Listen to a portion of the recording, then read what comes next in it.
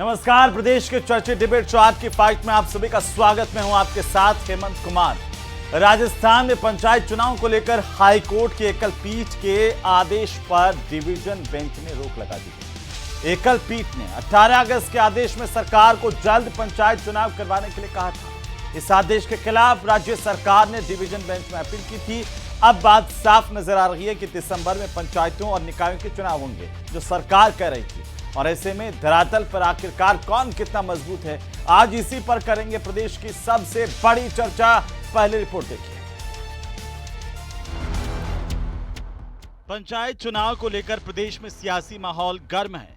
BJP Congress दोनों पंचायत निकाय चुनाव को लेकर दावे कर रहे हैं। इधर पंचायत चुनाव जल्द कराने से जुड़े मामले में राजस्थान हाईकोर्ट ने बड़ा फैसला दिया है। हाईकोर्ट की एकल पीठ के आदेश पर डिवीजन बेंच ने रोक लगा दी है। एकल पीठ ने 18 अगस्त के आदेश में सरकार को जल्द पंचायत चुनाव कराने के लिए कहा था।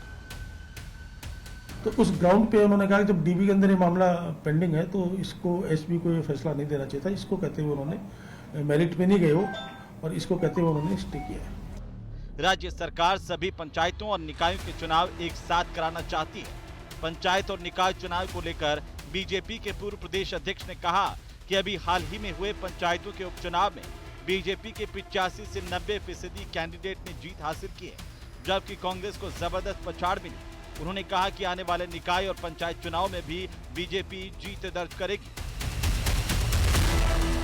तो निश्चित रूप से आने वाले नगर निकाय चुनाव, नगर पालिका चुनाव, नगर परिषद के चुनाव और पंचायतों के चुनाव में भाजपा का परचम फहरेगा और बहुत अच्छा फहरेगा।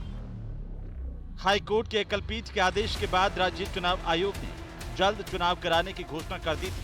वहीं सरकार का कहना है कि वह वन स्टेट वन इलेक्शन के तहत एक साथ चुनाव कराने पर विचार कर रही है। इसके बाद आयोग और सरकार में टकराव की स्थिति पैदा हो गई। इसके चलते सरकार ने सिंगल बेंच के आदेश को डिवीजन बेंच में चुनौती दी थी। सरकार ने कई बार कहा कि दिसंबर में चुनाव करवाएगी। अब डिवीजन बेंच के फैसले के बाद निकाय चुनाव का रास्ता साफ दिख रहा है। Bureau report, news 18 Rajasthan.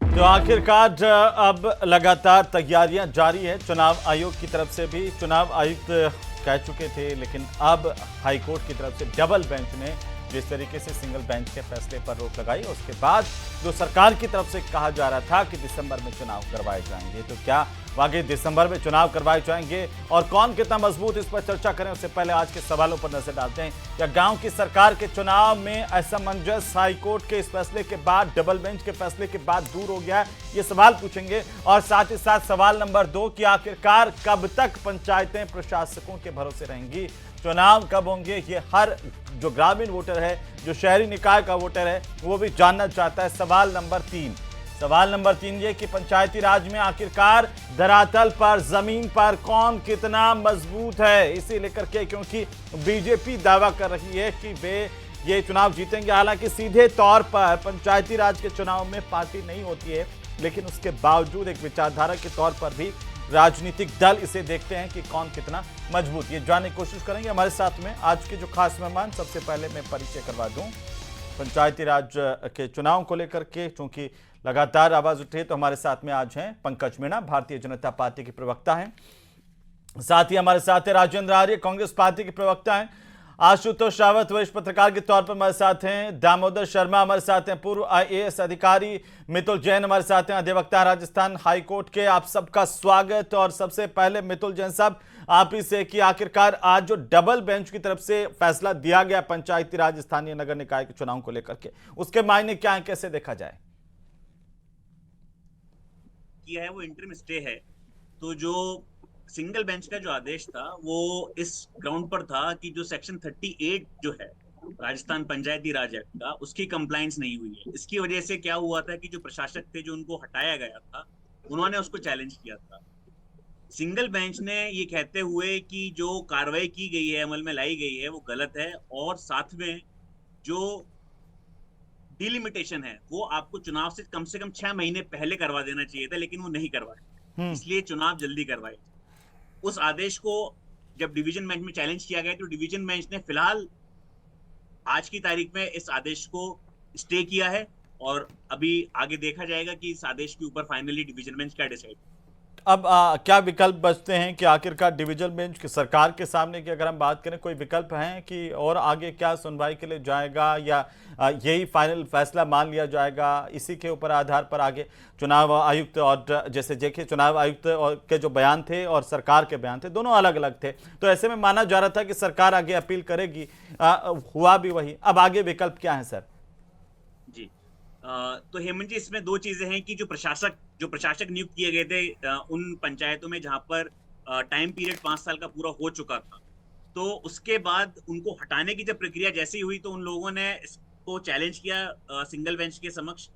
अब क्योंकि इस आदेश पर रोक लग चुकी है, तो जो प्रशासकों को हटाने की कार्रवाई है उसको अमल में लाया जा सकता है, और साथ ही साथ डिलिमिटेशन पूरा करके सरकार जो है वो चुनाव जो है शायद अक्टूबर, नवंबर या दिसंबर जो भी वो डिसाइड करे इलेक्शन कमीशन के साथ मिलकर उसको फाइनली डिसाइड कर सकती है कि कब चुनाव जी करवाना है।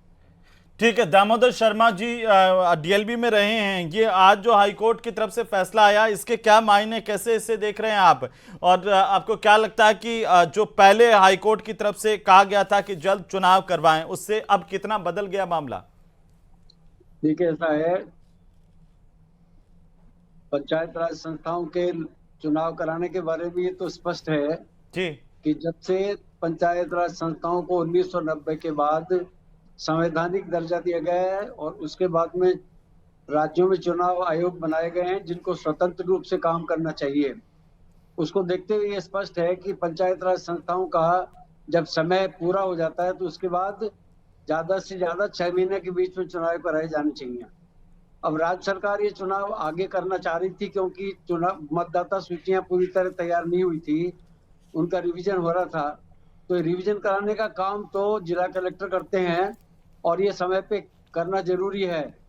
तो ये पहले से ही ये अगर सूचियां पूरी तरह से अपडेट होकर तैयार हो जाती तो ये नौबत नहीं आती, लेकिन चुनाव आयोग ने फिर भी कहा था कि हम समय पे चुनाव कराएंगे, तो इसका मतलब है कि जितना समय हो गया था, और जब पंचायत राज संस्थाओं का समय पूरा 5 साल का होने के बाद में ज्यादा से ज्यादा 6 महीने के बीच में चुनाव कराए जाने चाहिए थे। अब 6 महीने के बीच में नहीं कराए जा सके तो सरकार को अनलिमिटेड समय तो दिया नहीं जा सकता, ये नहीं कहा जा सकता साल भर में कराओ, 2 साल में कराओ, ज्यादा से ज्यादा 6 महीने में कराओ, 7 महीने में करा लो। अब चुनाव आयोग तो बना ही इसलिए है कि वो निष्पक्ष चुनाव कराए और समय पे चुनाव कराए, चुनाव आयोग की ड्यूटी यही है। नहीं, मैं ये जानना चाह रहा था कि आज जो डबल बेंच ने फैसला दिया और पहले सिंगल बेंच ने फैसला दिया था, उसमें क्या बदलाव आ गया है? कुछ बदलाव आया आपकी नजर में? देखिए, मेरी नजर में बदलाव यह आया कि राज्य सरकार ने डबल बेंच में जाके रिक्वेस्ट की थी कि हमको चुनाव के लिए जो मतदाता सूचियां अपडेट करनी है वो नहीं हो पाई थी जी, इसलिए इनको पूरा करना है। दूसरी बात ये कही गई थी कि 1 स्टेट 1 इलेक्शन के तहत हो सकता है चुनाव कराने की प्रक्रिया को इतना लंबा खींचा जाए कि नगर पालिकाओं के और पंचायतों के चुनाव विधानसभा के चुनावों के साथ ही कराए जाएं, लेकिन वो अभी तक व्यावहारिक लग नहीं रहा है क्योंकि इसमें तो बहुत समय का गैप है। अभी विधानसभा के चुनाव हुए तो 1.5 साल ही हुआ है, तो इस 1.5 साल का पीरियड होने के बाद तो अभी 3.5 साल का टाइम बाकी है, तो 3.5 साल का समय अगर बाकी है तो इतने टाइम तक तो चुनाव नहीं टाले जा सकते। तो इसलिए 1 स्टेट 1 इलेक्शन की बात तो प्रैक्टिकली संभव नहीं हो पा रही है, बल्कि 1 कंट्री 1 इलेक्शन की बात भी हो रही थी, लेकिन वो भी संभव नहीं है क्योंकि विधानसभाएं, लोकसभा और लोकल बॉडी सबके चुनाव साथ हों, तो ये तो स्वाभाविक है कि इसमें हजारों करोड़ रुपए का खर्चा बचेगा, लेकिन इसमें अव्यावहारिकता ये है कि तीनों संस्थाओं के चुनाव कराने के लिए कुछ संस्थाओं को पहले भंग करो और उसके बाद में एक साथ चुनाव तय करो। तो अभी जो स्थिति बन रही है उसमें तो बेस्ट ये है कि अगले 6 महीने के अंदर अंदर ये चुनाव करा दिए जाएं। बिल्कुल आशुतोष जी, जो सिंगल बेंच ने जब फैसला दिया था और उसी दौरान जाबर सिंह खर्रा जो यूडीएच मंत्री है उनकी तरफ से बयान आया था कि हम तो दिसंबर में सभी निकायों के चुनाव एक साथ करवाएंगे, क्या डबल बेंच का जो फैसला आने के बाद ये पुख्ता है कि अब दिसंबर में तो चुनाव हो जाए? कैसे देखा जाए इसे? बिल्कुल हेमंत जी, देखिए जिस समय जनवरी के महीने में राज्य सरकार ने प्रशासक लगाए थे, उसी समय से लगभग दिख रहा था कि नवंबर या दिसंबर में राजस्थान में चुनाव होंगे। हालांकि इस बीच में कई बार मामला हाई कोर्ट में गया और कई बार चुनाव को लेकर के नई तिथियों को लेकर के आकलन किया गया, चुनाव आयोग की तरफ से भी नई तिथियां दी गई। लेकिन निश्चित तौर पर राजस्थान में भारतीय जनता पार्टी की सरकार ने जो इलेक्शन के समय में एक राज्य एक चुनाव की बात कही थी, उसको शायद पूरा करते हुए परसिमन के नाम पर, जैसा मैंने पहले भी कई बार कहा है, कि सरकार ने संवैधानिक व्यवस्थाओं का भी ध्यान रखा कि किस चीज के बिहाफ पर उनको कोर्ट से रियायत मिल सकती है। उन तमाम चीजों को, प्रावधानों को ध्यान में रखते हुए शायद नवंबर दिसंबर के महीने तक मुझे लगता है कि सरकार राज्य में चुनाव करा लेगी। और जिस तरह की परिस्थितियां हैं, उन परिस्थितियों को देखते हुए लगता है कि बहुत ज्यादा डिले अब कम से कम राज्य सरकार इस मामले पर नहीं करेगी। जी हेमंत जी, लेकिन बड़ा सवाल यह भी उठता है कि क्या जो राज्य सरकार की तरफ से बार बार वन स्टेट वन इलेक्शन कहा गया वो संभव हो पाएगा, क्योंकि जो प्रदेश के चुनाव आयुक्त है मधुकर गुप्ता वो कह चुके हैं कि अव्यवहारिक है। तो जो अभी दामोदर जी कह रहे थे कि ना तो वन नेशन वन इलेक्शन का सपना पूरा हो सकता है, ना ही वन स्टेट वन इलेक्शन का सपना, इस परिस्थिति में देखिए मेहमन जी, अगर सरकारें चाहें तो सब कुछ संभव हो सकता है। ब्यूरोक्रेसी के लोग अक्सर बहुत सारी चीजों के, सरकार की चीजों से सहमति नहीं रखते हैं, लेकिन सरकार में अगर दृढ़ इच्छा शक्ति हो तो निश्चित तौर पर संभव है। तो हालांकि आप क्या कह रहे हैं, दृढ़ इच्छा शक्ति नहीं है सरकार में?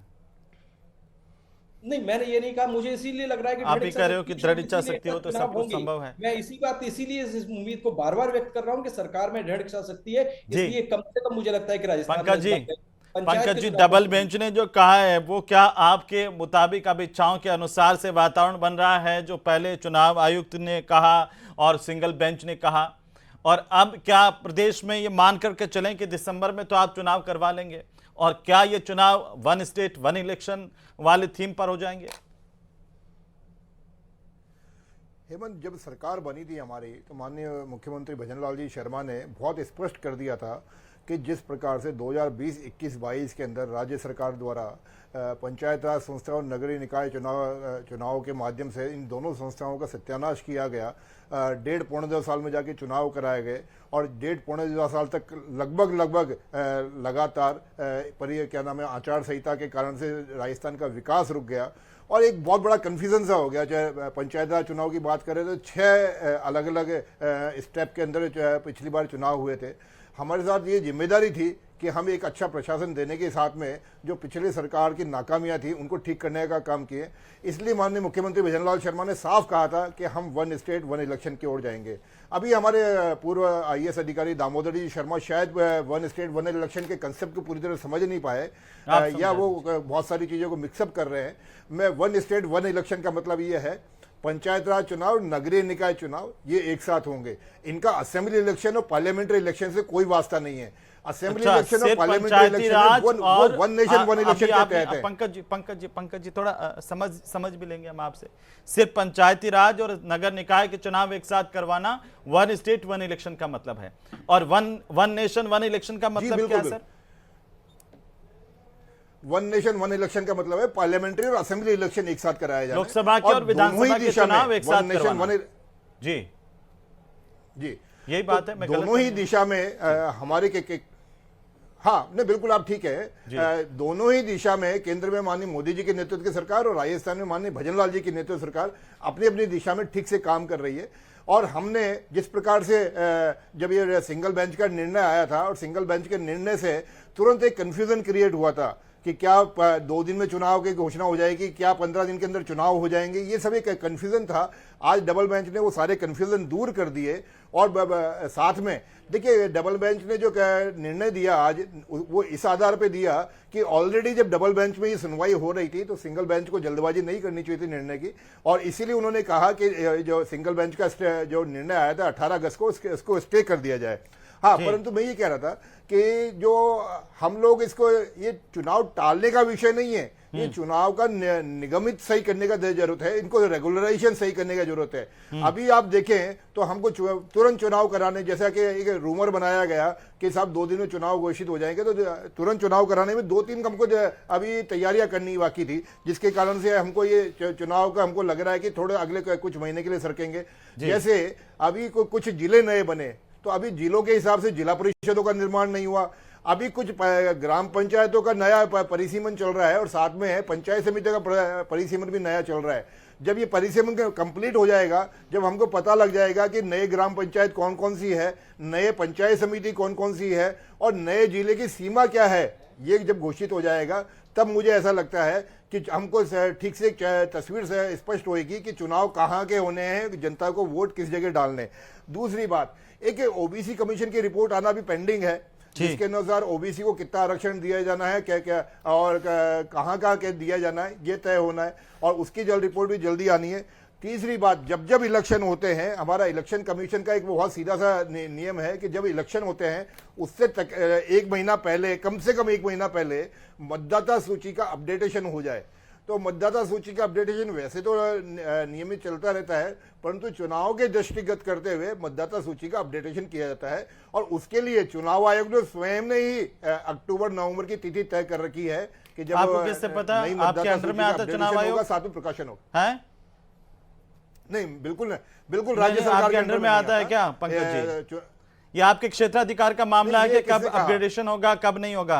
ये तो अगर निष्पक्षता की बात करो, कर दिया है। सुनो तो सही, तो मैं ये कह रहा हूं, इसी पे आ रहा हूं। और अगर आप चुनाव आयोग को कुछ समझते भी हैं कि नहीं समझते हैं, चुनाव आयुक्त ने कहा, आप बोलिए कि वो गलत कह रहे हैं, वो नासमझ है। चुनाव आयुक्त ने कहा कि 1 स्टेट 1 इलेक्शन व्यवहारिक नहीं है, जब तक संविधान संशोधन नहीं हो जाता तब तक 1 स्टेट 1 इलेक्शन पूरा नहीं हो सकता। वो नहीं समझते हैं। हेमंत, मैं बाबा आपके बात का जवाब दे दूं। चुनाव आयोग ने ही जवाब दिया था, ये उनका विचार था। उनको लगता है कि 1 स्टेट 1 इलेक्शन संभव नहीं है, ये उनका निजी मत था। ये चुनाव आयोग ऐसा नहीं करेगा, ऐसा कभी ना तो किसी चुनाव आयुक्त ने कहा, और ना मुझे ऐसा लगता है। मैं कह रहा हूं, मधुकर गुप्ता इतने अनजान व्यक्ति हैं क्या चुनाव आयुक्त के तौर पर बैठे हुए हैं? उन्होंने ये कहा 1 स्टेट 1 इलेक्शन व्यवहारिक नहीं है। आप कह रहे हैं दामोदर जी नहीं समझते, दामोदर जी से भी पूछ लेते हैं। दामोदर जी, आपको 1 स्टेट 1 इलेक्शन अभी तक समझ में नहीं आया? आईएएस रह गए, डीएमके में रह गए। निजी विचार था, और मधुकर गुप्ता जी ने उनका अपना विचार रखा कि 1 स्टेट 1 इलेक्शन व्यवहारिक नहीं है, परंतु ये बात तय है कि हम 1 स्टेट 1 इलेक्शन की तरफ बढ़ रहे हैं, और 1 स्टेट 1 इलेक्शन के तहत ही अगले नगरीय निकाय समय समाप्त हो जाता है। उसके बाद 6 महीने से ज्यादा का समय संविधान के हिसाब से इनको नहीं दिया जा सकता। ये नहीं है कि सरकार चाहे तो उसमें 2 साल का टाइम बढ़ा दे, सरकार चाहे तो मतदाता सूचियों का पुनरीक्षण ही नहीं करे, सरकार चाहे तो मतदाता सूचियों का अपग्रेडेशन नहीं करे, उनको अपडेट नहीं करे। ये तो चुनाव आयोग का काम है, कलेक्टरों से करवाना है, जिलाधीश करेंगे इसको, और इसको कराने के बाद में समय पे चुनाव कराना तो दायित्व है। इसीलिए तो चुनाव आयोग का गठन किया गया और किस लिए किया गया। तो निष्पक्ष रूप से चुनाव आयोग चुनाव कराए और इसमें राज्य सरकार हस्तक्षेप नहीं करे, इसके लिए जरूरी है कि चुनाव आयोग की निष्पक्षता बनी रखी जाए, और चुनाव आयोग जो डायरेक्शंस जिला कलेक्टर्स को देता है उनकी पालना की जाए। वो तो कह रहे हैं अभी पंकज जी कह रहे हैं कि चुनाव आयोग ने तो अभी अपग्रेडेशन नहीं किया है, तो वो भी अक्टूबर नवंबर, तो इस हिसाब से भी अभी कुछ हो नहीं सकता था। कुछ लोगों ने रूमर्स बना दिया कि तुरंत चुनाव करवाए जाने चाहिए। ऐसा देखिए, इस तरह की कोई बात नहीं है। चुनाव आयोग भी समझता है, चुनाव आयोग कलेक्टरों से रिव्यू भी करता है, और चुनाव आयोग कलेक्टरों से अपडेट भी लेता है। 1 साल बीत गया, करीब 8 महीने हो गए हैं। चुनाव आयोग की तरफ से जो वोटर लिस्ट है अपग्रेडेशन नहीं किया गया। ये कैसा चुनाव आयोग राज्य का? ये तो अब ये जो कमेंट करने वाले ये बताएं कि क्या बात है। बताइए पंकज जी, आपने टिप्पणी की ना अभी। हाँ बिल्कुल, देखिए आज ही चुनाव आयोग ने डेट दी है 23 अक्टूबर से 4 नवंबर के बीच में जो नवीन मतदाता सूची है उसका प्रकाशन किया जाएगा, फिर उसके ऊपर ऑब्जेक्शन लिया जाएगा। तो मुझे लग रहा है चुनाव आयोग ठीक से काम कर रहा है, और चुनाव आयोग ने अपने काम के तहत अपना आगे का शेड्यूल जारी कर दिया। वो कह रहे हैं कि चुनाव टालने का हमारा विषय नहीं है, हम चाहते हैं कि व्यवस्थित हो और ज्यादा अच्छा हो, बेहतर हो, जनता को फायदा मिले। प्रशासक काम कर रहे हैं तो क्या हुआ? देखिए हेमंत जी, ये सरकार किसी भी रूप में पंचायती राज और स्थानीय निकाय के चुनाव नहीं करवाना चाहती, और अभी तो इनके बहाने शुरू हुए हैं और ये कोर्ट के अंदर अब लगातार हर पेशी पे नए बहाने लेके जाएगी।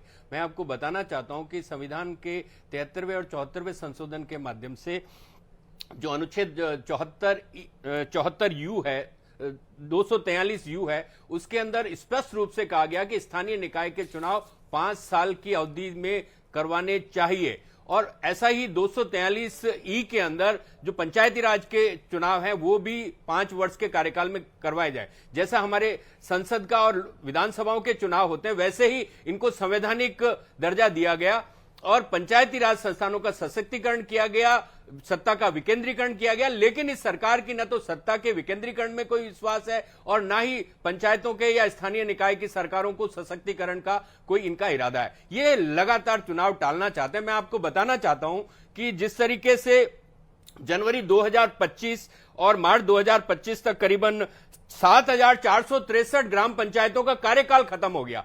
उसके बाद में अभी जो आपका सितंबर अक्टूबर तक 3,874, जो कि 1 महीने बाद ही समय आने वाला है, तब ये कार्यकाल खत्म हो जाएगा। देखिए सरकार अब कभी तो बहाना बनाएगी साहब नए जिले बनाए, कभी बहाना बनाएगी साहब ओबीसी आयोग की रिपोर्ट नहीं आई कि लॉटरी कैसे निकलेगी, वार्डों का आरक्षण कैसे होगा, कभी कहेंगे कि साहब मतदाता सूचियां नहीं बनी, कभी कहेंगे ये। और अभी आपने देखा होगा 18 अगस्त को जो फैसला आया था एकल बेंच का, उसके अंदर हमने मुख्य चुनाव अधिकारी जो कि राज्य निर्वाचन आयोग के मुख्य चुनाव अधिकारी मधुकर गुप्ता जी, उन्होंने कहा था कि 3 दिन के अंदर हम कार्यक्रम जारी कर देंगे। रात तक वो कुछ और बोलते नजर आए। तो यहां पे ये राज्य निर्वाचन आयोग और राज्य सरकार आमने सामने है। ये एक टकराव की स्थिति में है जो कि लोकतंत्र के लिए सबसे दुर्भाग्यपूर्ण है। और ये देखिए लगातार इन चुनावों को टालना चाहते हैं, क्योंकि चुनाव टालने से जनप्रतिनिधि नहीं होंगे तो बजट नहीं मांगे, विकास अवरुद्ध हो जाएगा और इनको सिर्फ और सिर्फ अपने जो अधिकारी हैं या जो भी हैं उसके हिसाब से ये मनमानी कर सकते हैं। ये सरकार की लोकतंत्र में कोई रुचि नहीं है, इस सरकार की संवैधानिक प्रावधानों का कोई मतलब पालन करने की कोई इनकी मंशा नहीं है। जबकि पूरी तरीके से जब 73वें और 74वें संविधान संशोधन हुए थे तो पंचायती राज संस्थानों को और स्थानीय निकायों को पूरी की पूरी संवैधानिक मान्यता मिली। और पंचायत हमारी ग्राम पंचायत जैसे लोकसभा होती है वैसे ग्राम सभा भी हमारी प्राथमिक इकाई है। वहां पे जो फैसले होते हैं उसको कहीं पे भी चुनौती नहीं दी जा सकती। तो ये सरकार लगातार ग्राम पंचायतों के चुनाव भी टालना चाहती है। जो त्रिस्तरीय चुनाव व्यवस्था है जिसमें पंचायत समिति, बीजेपी की तरफ से कहा गया कि भाई हम तो पंचायती राज में मजबूत स्थिति में है, सरकार में काम इतने करवाएं धरातल पर कि हम तो जीतेंगे ज्यादातर सीटें। और अभी उपचुनाव देखिए मैं आपको कह रहा हूं ये जीतेंगे हारेंगे, ये जीतेंगे हारेंगे ये कोई मसला नहीं है। मसला ये है कि क्या ये चुनाव करवाएंगे। अभी तो इन्होंने बहानों की लिस्ट जारी की है ना। ये कहेंगे साहब मतदाता सूचियां पूरी नहीं, ये कह रहे साहब परिसीमन चल रहा है, ये कह रहे साहब जिलों की जो सीमाएं हमने तय नहीं की। चुनाव आयोग का उसमें इनका क्या जी भाई आप समझे नहीं ना। ये बहाना बना देंगे साहब हमने परिसीमन कर दिया, परिसीमन के लिए कभी कोर्ट का बहाना बना लेंगे। राज्य चुनाव आयोग भी इनके हिसाब से चल रहा है, इनके हिसाब से चल रहा है। और यहाँ पे मधुकर गुप्ता जी ने जो बोल्ड स्टेप लिया था ना, तो अब मेरे ख्याल से हिसाब से चल रहा है तो टकराव कैसे हुआ राज्य आर्य साहब? टकराव हो गया ना, क्योंकि आप कह मधुकर रहे हैं गुप्ता कि जी एक का तरफ तो आप कह रहे हैं कि वो मेरे इनके ख्याल से हिसाब से 10 चल रहा है, एक तरफ आप कह रहे हैं कि दोनों के बीच में टकराव की स्थितियां हैं। देखिए राज्य मुख्य निर्वाचन अधिकारी इनके हिसाब से नहीं चल रहे, लेकिन राज्य निर्वाचन आयोग इनके हिसाब से चल रहे हैं। वो उनका स्टेटमेंट आया था उसके बाद में, अब वो कितने दिन तक इस मुख्य निर्वाचन अधिकारी रहेंगे राज्य के? वो मेरे ख्याल से 10 या 15 दिन बाद तो उनका वैसे ही कार्यकाल खत्म होने वाला है। तो ये सरकार, मैं आपको कह रहा हूं जिस तरीके से पंकज जी ने जो भूमिका बताई उसके हिसाब से अगले 1 साल भी चुनाव होते नजर नहीं आ रहे हैं, क्योंकि ये बहाने बनाएंगे कि साहब ये नहीं हुआ, कभी कहेंगे वो नहीं हुआ, और इनको कुल मिला के चुनाव आपसे बहाना बना रहे हैं। आप तो चुनाव करवाना ही नहीं चाहते, संविधान को मानने की इनकी कोई परंपरा नहीं है और पर्ची से इनको राज चलाना है। अधिकारियों को पर्ची भेज देंगे और काम करवा देंगे, जनप्रतिनिधि इनको नहीं चाहिए। कांग्रेस के तमाम नेता झूठ बोल के किस प्रकार बरगलाते हैं। अभी इन्होंने आपके चैनल पे 1 ही मिनट पहले ही बोला, आर्टिकल 73 और आर्टिकल 74 का हवाला दिया। मैंने साथ के साथ में संविधान संशोधन का हवाला दिया एक मिनट, मैंने आर्टिकल अरे साहब एक मिनट, मैंने आर्टिकल 243 और 243 अरे बात पूरी कर लूं साहब। यू बोला है। आप बोलिए, आप गलत नहीं बोलेंगे, आप गलत नहीं बोलेंगे। अरे मैं आप कह रहा हूं बोलिए, पंकज जी, आप मैं बोलिए, वो आर्टिकल रिकॉर्ड पे, 243 वो रिकॉर्ड पे 243 यू का हवाला दे रहा हूं और 73वें 74वें संविधान संशोधन की बात कर रहा हूं, जिसके अंदर पंचायती राज संस्थानों को और स्थानीय निकाय को सत्ता का विकेंद्रीकरण किया गया था, संवैधानिक मान्यता दी गई थी, चलिए मान लिया, आरक्षण मान दिया लिया, गया था, अच्छा मान लिया, SC को आरक्षण दिया चलिए गया मान था, लिया, आपने वो गलती तमाम स्वीकार कर ली, जो आपने उनकी- गलती स्वीकार कर ली, मान लेते हैं। मैंने कोई अरे अब आपकी अब बोलने गलती है, दीजिए ना, गलती आपकी अरे आप है। बोलने दीजिए ना, आप गलत अब बोल आप रहे हैं, चिल्ला के आप गलत चिल्ला बोल के रहे टाइम क्यों हैं, खराब आप कर गलत रहे बोल रहे हैं हैं? ना, अरे मैं कह रहा ठीक है, आप बोल हूं, लीजिए आप ना, गलत बोल आप रहे हैं, बोल मैंने लीजिए कब साहब, कहा? अरे साहब मैंने बोल कब लीजिए, कहा? अब आप मैं क्यों आपको लगातार कह रहा बोले हूं, जा रहे आप हैं? जो सरकार- आपकी फजीती होने लगे तो आप चिल्लाने फजीयत लग तो आपकी जाएंगे। हो रही है। अरे आप कोर्ट के देखिए, अंदर जाके कुछ कहते हो और हाँ, मीडिया के अंदर मैं आके आपकी बात कुछ का कहते जवाब हो। दे देता हूँ, दो- मैं आपकी दो बात का दौरे जवाब दे चरित्र देता हूँ नहीं राजेंद्र चलेंगे ना जी, आपके। चिल्लाने आप से क्या दौरे फायदा चरित्र लेके होगा? चल रहे आपकी हो। बात का जवाब तो सुन नहीं, लीजिए, नहीं, आपका दौरा आपकी बात चरित्र का जवाब है। सुन लीजिए। आप सरकार अरे आप चुनाव नहीं आप कराना इस तरह चाहती। चिल्ला के समय बर्बाद क्यों कर रहे हैं? आप जवाब सुन लीजिए। भाई हाँ, 7,463 ग्राम पंचायतों अरे का भैया कार्यकाल तो ऐसे मार्च चिल्लाने से 2025 कुछ नहीं में होगा। खत्म हो गया था। हेमंत ये इनका मार्च तरीका है, 2025 इनका ये के अंदर- तरीका है, अरे डबल साहब, करने अरे का। साहब, सुन तो लीजिए, इनका आपने ओवरलैप करने आपने की सवाल आदत किया है, तो सुन तो जब उनका ये जवाब सुन तो नहीं सुन लीजिए, सकते। जवाब तो सुनना बनता है ना। अरे ये नहीं सुन गलत बोल रहे हैं सकते, ना। ये झूठ के ऊपर टिका हुआ कांग्रेस है, नहीं सुन सकता। अब आप ये बात करिए, ये कह रहे हैं ये संविधान की, ये बात ये संविधान की धारा के बाद चुनाव कराना नहीं चाहती, ये बात साबित हो चुकी अरे है। अरे रुकिए, साहब, राजेंद्र जी रोजाना रुकिए, नए बहाने अरे बनाएंगे। राजेंद्र जी अरे रुकिए, साहब, इतना क्यों चिल्लाए जा रहे लेके हैं? जाएंगे। आपको डर लग रहा है क्या? जिस प्रकार से चुनाव में हारे वैसे डिबेट में आपको डर लग रहा है क्या? अभी इन्होंने संविधान की धाराओं का अनुच्छेद का हवाला देके कहा कि 5 साल में चुनाव कराने मैंडेटरी है। अभी इन्होंने बोला, शायद सब लोगों ने सुना। मुझे ये बताइए, पिछले जो पंचायत राज चुनाव हुए थे वो 2015 के अंदर हुए थे। अगर उनका कार्यकाल देखा जाए तो 2020 में पूरा हो जाना चाहिए। कोरोना कब आया था? फिर अरे सुन लीजिए, अरे सुन लीजिए, कोरोना कब आया था? ये देखिए हेमंत, बताइए ना, हेमंत ये इस तरह पंचायती चिल्लाते राज रहेंगे, संस्थानों के जहाँ चुनाव जहाँ हमने इनका समयबद्ध झूठ पकड़ा जाने तरीके से लगे कराए। वहीं कोरोना की चिल्लाने लग वजह से जाएंगे। जो 4 चरण जब में जब ये होते थे, फंसने वो लगे, 6 चरण में जब हो जब गए। इनका उसके झूठ लिए सबके राज्य सामने आने सरकार लगे, जिम्मेदार ऐसे थोड़ी चिल्लाएंगे। है। अरे हमने- भैया, हमने कोर्ट अरे से भैया, परमिशन ली, आपने हमने कोरोना कोर्ट से चुनाव परमिशन कराए, ली, आपने हमने चुनाव आयोग से कोरोना में परमिशन चुनाव ली। कराया, आप आपने बताइए ना, चलते ये तमाम कोरोना में बातें- चुनाव चलिए कराया।